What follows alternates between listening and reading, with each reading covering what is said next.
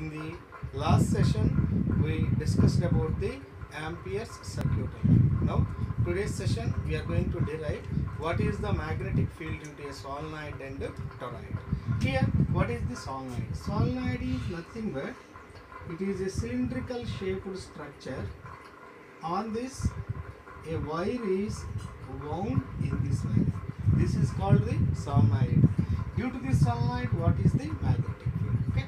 Generally, in the solenoid, the magnetic field is exists along its axis. Okay. Similarly, what is the toroid? Toroid is nothing but the cylindrical structure is bent in the form of the circle, and here a wire is bent, means a wire is wound on a ring. Now it forms the toroid. And here also the magnetic field is present along its axis of the means present here. Okay. So this is the solenoid and toroid. Now first we are going to derive what is the magnetic field due to the solenoid. Here I consider the solenoid. It is the solenoid. The radius of the solenoid is taken as R. Okay. It is the solenoid. It is the axis of solenoid where the magnetic field is present. The radius of solenoid can be taken as a capital R. For understanding purpose, I am going to draw the axis here. This is the axis of the solenoid. First, I consider a small portion of the solenoid. This is the small portion. The length of the small portion can be taken as the dx. Now, at a point P, first I find what is the magnetic field due to the small portion. It is called element. The solenoid element length is dx. Due to this dx, I calculate what is the magnetic field, and after we apply the integration, we can get the total magnetic field. Here, this point making an angle theta, and here it is the radius r. This axis is inside the solenoid. For understanding purpose, I consider outside. Okay. Now the distance between point and element can be taken as x. And already we know magnetic field due to circular loop. We know, we already derived in the last session, magnetic field due to circular loop is mu naught I into r square by 2 into r square plus x square whole power 3 by 2. This is the magnetic field due to the circular loop. Here solenoid is having number of turns. I consider each turn as one circle. Here the n number of turns can be taken. So here I consider small n is number of turns per unit length. Per unit length, the number of turns are small n. For dx length, number of turns are n into dx. Then magnetic field due to element. The magnetic field due to element is nothing but dB is equal to, due to one turn, that is one circle, mu naught I into r square by 2 into r square plus x square whole power 3 by 2.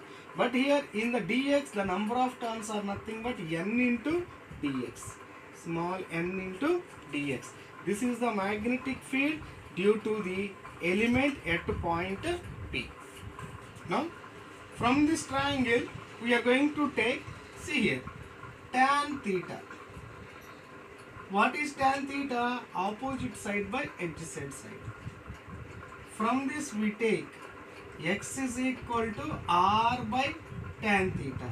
1 by tan theta can be written as cot theta. Now, here to find the total magnetic field due to the solenoid, first we have to replace this dx term. So to dx term, we are going to take differentiation of with x with respect to t. Here what is the x value? That is d by dt of d theta of r cot theta.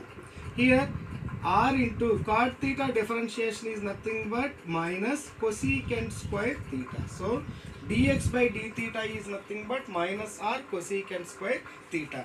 Now we substitute this term in this a magnetic field due to the element, that is dB is equal to minus n into mu naught I into r square into what is dx.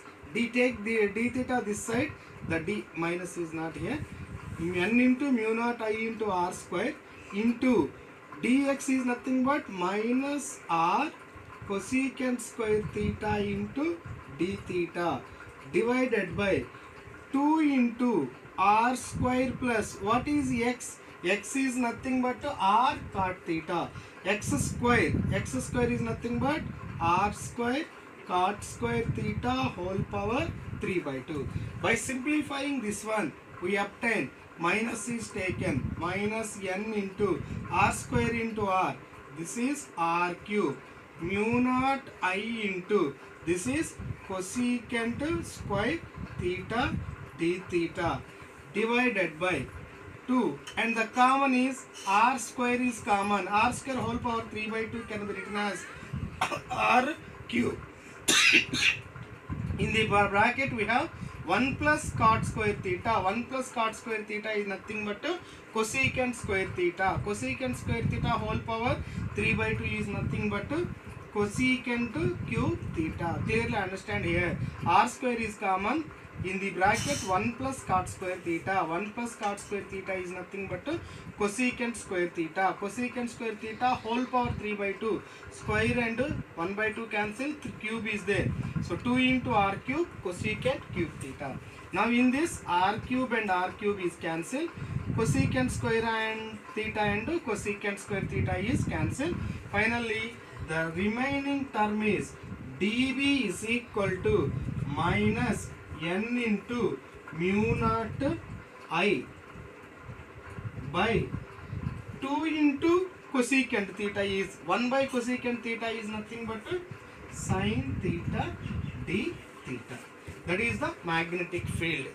Now magnetic field due to total solenoid. Magnetic field due to total solenoid.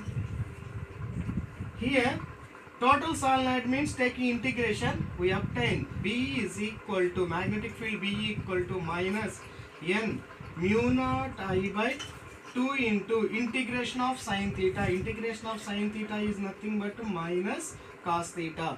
Now limits are from initial point and final point theta 1 to theta 2. By obtaining, we obtain magnetic field B is equal to minus and minus plus n into mu naught I by 2 into cos theta 2 minus cos theta 1. This is the magnetic field due to a finite length of solenoid, that is n into mu naught I by 2 cos theta 2 minus cos theta 1. Once again see this derivation. Here I consider a solenoid. The magnetic field is lying along its own axis, where capital R is the radius of the solenoid.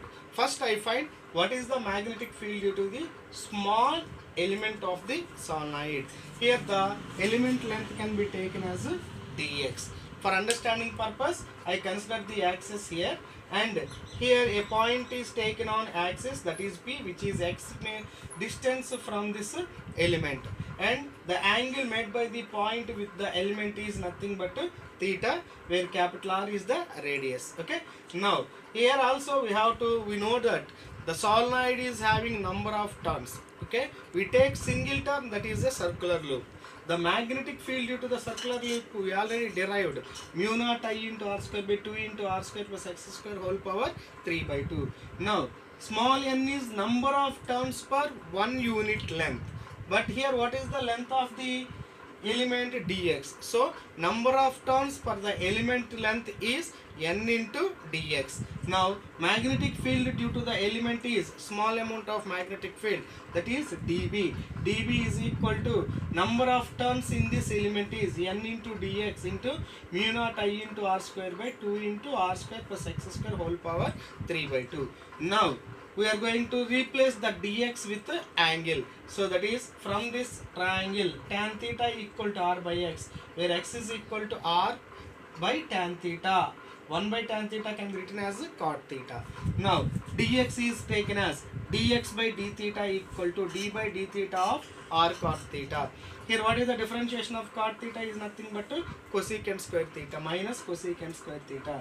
Now substitute the value here, that is dB equal to n into mu naught I into r square.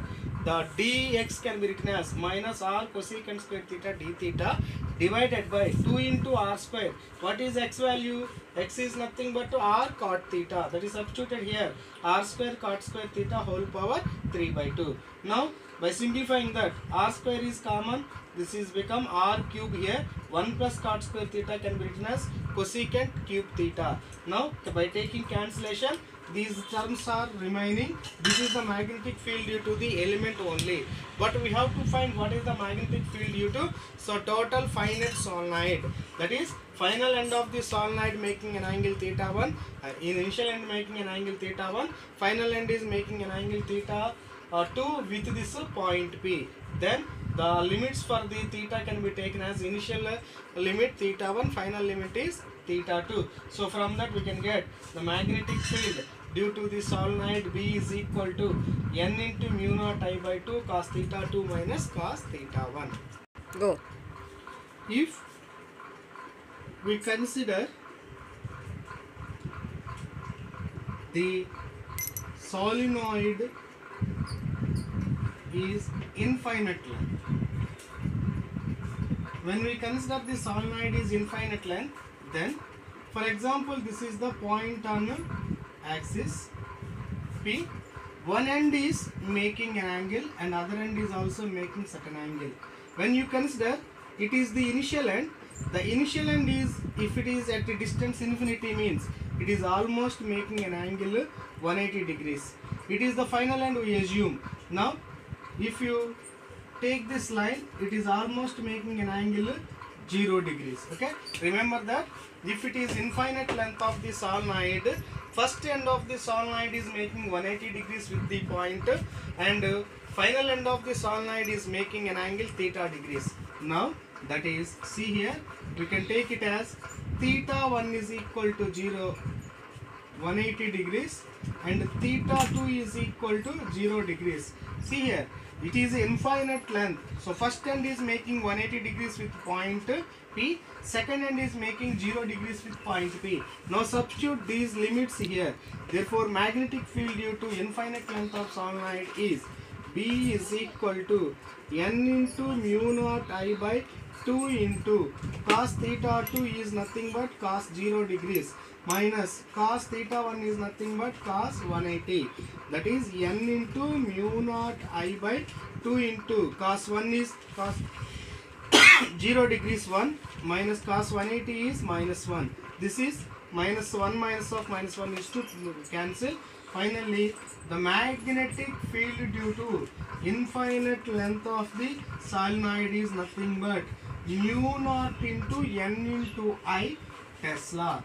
So here we have to remember, we consider the solenoid length is infinite length. When you take the infinite length of the solenoid, first end of the solenoid is making 180 degrees with point P, and second end of the solenoid making 0 degrees with the point P. Now we substitute the limits in this formula. We obtain the expression for magnetic field due to solenoid B is equal to mu naught small n into I Tesla. Here mu naught is permeability of the free space, small n is, that is the number of turns per unit length, and I is the current flowing to the solenoid. Now see the magnetic field due to a toroid. Here I consider the toroid. Now the magnetic field due to the toroid is calculated by using the Ampere's circuit law. So here in this we calculate in three cases. First one is inside the coil, inside of toroid, in open space. The open space inside the toroid means that in the open space. That is, this is the inside the toroid, it is the open space. Here no conductor and no current can be taken. Here I consider the Amperian loop. I told you in the Ampere circuit law, we assume a circular path that is known as Amperian loop. Here I consider the Amperian loop of radius is R1. Now what is Ampere's circuital law? The Ampere's circuital law is given. The total work done, that is integral B dot dl is equal to mu naught into I. But when we are observing this loop, the current covered by this loop is 0, hence the mu naught into I is also 0. So inside that free space of the toroid, the magnetic field is 0, means here there is no magnetic field. Now in the core of toroid means here. For example, I consider the Amperian loop in the core of the toroid. The radius of this toroid can be taken as R2. Now, applying Ampere's circuital law. By applying the Ampere's circuital law, integral B dot dl is equal to mu naught into, here it covers to all the terms. All the terms can be taken as capital N. In each term the current can be taken as I, because this loop is covers total current N into I. That is mu naught into N into I. Now from this the magnetic field here B is equal to integral dl. Integral dl is nothing but the path of the Amperian loop. The Amperian loop is in the shape of the circle. So here path of the Amperian loop is nothing but the circumference of the Amperian loop. That is integral dl is nothing but 2 pi into R2. That is mu naught N into I. Finally the magnetic field due to the toroid at its core, means along its core, is B is equal to mu naught N into I by 2 pi R2. So this is the magnetic field along its core. Now see the third case, that is outside the toroid. Outside the toroid means we assume the Amperian loop is outside this toroid with the radius is R3. But here this loop does not close any, that does not cover any terms of this toroid coil. So here also the integral B dot dl is equal to 0. Here the magnetic field is equal to 0. In the first case, that is in the open space of the toroid inside, there is no magnetic field, and in the core there is a magnetic field, and outside the toroid there is no magnetic field. So therefore the total magnetic field due to toroid is equal to, due to inside is 0, due to means along the core is mu naught N into I by 2 pi R2 plus outside of the toroid is 0. Now the magnetic field B is equal to mu naught N I by 2 pi into R2. Here N is all the terms, number of terms. So here N can be written as N is equal to number of turns per unit length into what is the total length of the core of toroid is nothing but 2 pi into R2. So we can write capital N is equal to small n into total length of the core 2 pi R2. That is substituting here B is equal to mu naught into N into 2 pi R2 into I by 2 pi R2. Here 2 pi R2 is cancelled. You can get mu naught N into I. So here this is the magnetic field due to the toroid. When we are observing in the solenoid and toroid, the magnetic field is same. The magnetic field due to the solenoid is mu naught n into I. The magnetic field due to the toroid is also mu naught n into I, where I is the current through the coil and n is the number of turns per unit length. Okay. Session we are going to derive the force between two parallel conductor. This is an important 5-mark question. Thank you.